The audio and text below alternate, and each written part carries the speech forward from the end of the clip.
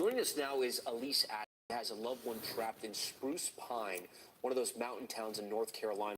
Communication has been cut off, and it's impossible for rescuers to reach. Elise, first off, thank you for taking the time to talk to us. I know this is a very, very difficult time. Talk to us about who is missing exactly in your family, and when was the last time you were able to talk to them?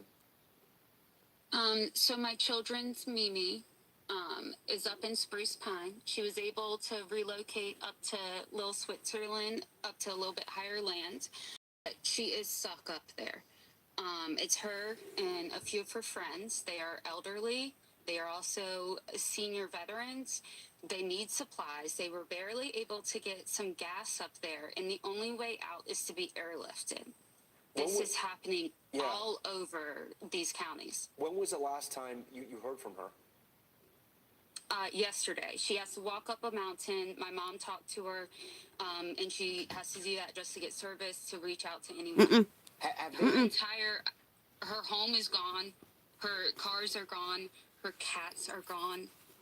This has been absolutely devastating. They have nothing. Was she one of those cases that it was too hard for her to evacuate, or she had no understanding that she had to evacuate? I don't think that these people thought that it was going to be this extreme. Everyone kept hearing about Florida, which I understand. My mom was stranded on Longboat Key, south of Tampa, at the same exact time. But no one is focusing attention on these western North Carolina cities other than Asheville.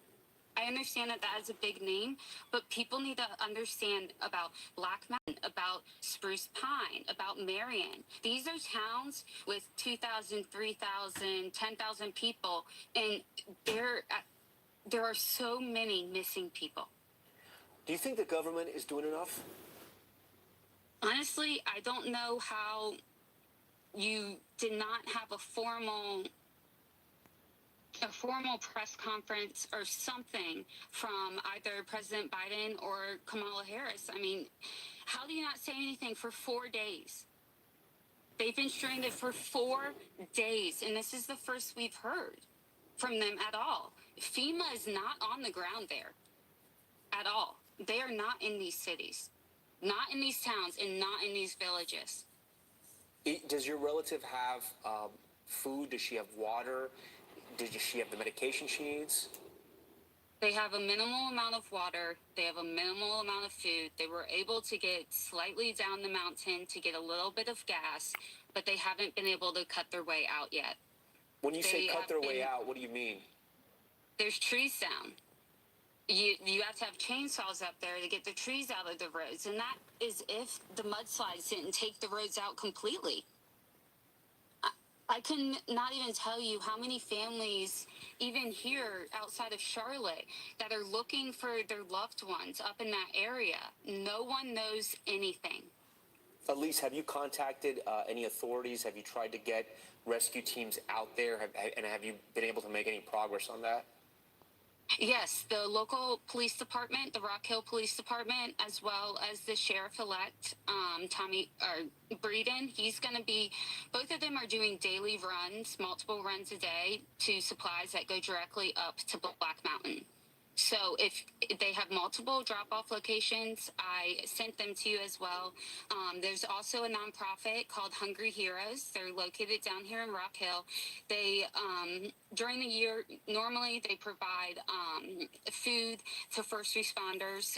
They were up in New York during 9/11 recently, earlier in the month, and they are now on the ground in Black Mountain feeding all of the first responders and the heroes that are going up in helicopters to get these people out. Elise, one more time before you leave, where exactly is your family right now? Just in case people are listening to this, they can send teams there.